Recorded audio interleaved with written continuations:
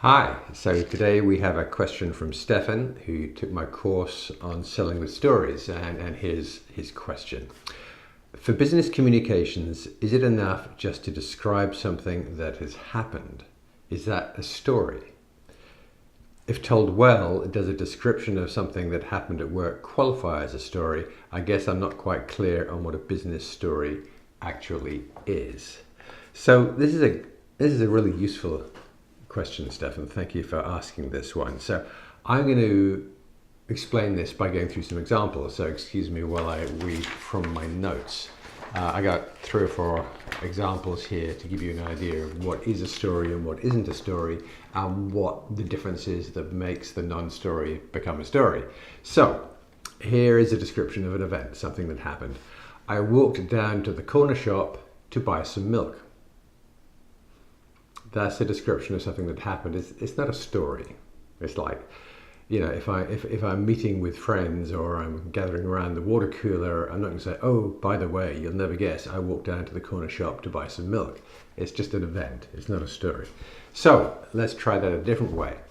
I was walking down to the corner shop to buy some milk when a zebra jumped out into the street. Now, that's a story. All right. Why is it a story? Well, because something unusual, surprising, or unexpected happened. It was the same event. I was still walking down to the corner shop to buy some milk, but something unexpected, something unusual, something really surprising happened. And now it becomes a story. Now, when I get together with my friends, I can say, hey, you'll never guess what happened this morning. I was going to get some milk and the zebra jumped out in front of me. So that's a story. That's the kind of external event, something that happened. Let's look at a different way of doing that. I drove to the gym for my daily fitness training. Again, just a description of something that was happening, not a story, not something that I'm likely to share or want to tell other people all about. If I change that slightly, I was driving to the gym for my daily fitness training when I realized I could get the same exercise simply by walking there. All right. There's no big drama. There's no external stimulus like the leaping zebra. This change. Something happened, but something happened in my mind. You know, I was driving to the gym for my daily fitness training when I realized I could get the same exercise simply by walking there. So again, this is something kind of surprising happened to me internally, happened in my mind while I was driving there. I thought of the irony of the fact I was driving to a gym to take exercise, and in fact I could just walk there and get the same exercise.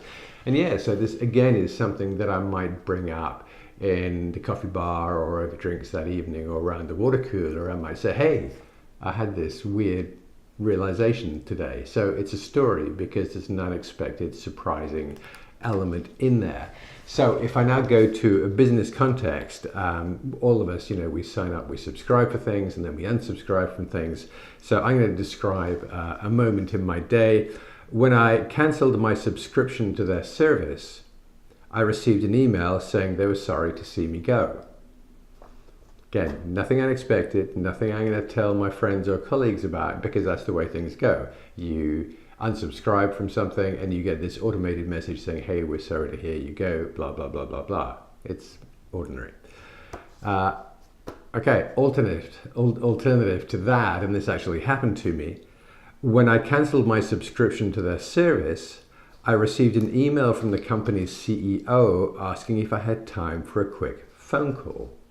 Now, unexpected, surprising, unusual, absolutely. And in fact, I got on the phone with this guy and I said, how can you possibly get on the phone with everyone who unsubscribes? And he says, well, I don't. He says, what happens is about every 100th unsubscription, I get the customer service people to send it over to me so I can talk to people like you and find out what it is that's driving people to unsubscribe. So just a very smart business leader within his company.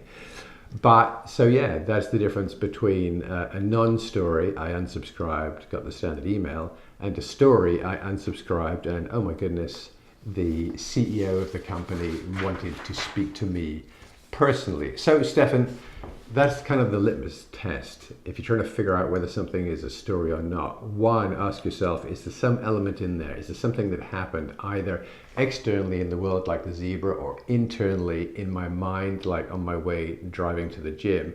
Is there something there that's unexpected, unusual, surprising? And I guess the other kind of litmus test is, okay, this thing that I'm talking about, is it something that I would want to share with my friends over coffee, water cooler, at the bar at the end of the day? You know, am I like to say, oh my goodness, hey, you'll never guess what happened to me today, and then you describe this thing. If you feel compelled to share it, to tell other people about it, then it is kind of de facto, almost by definition, a story. You're going to share a story with people. So thanks again for the question, and I really hope you found that helpful. Thanks.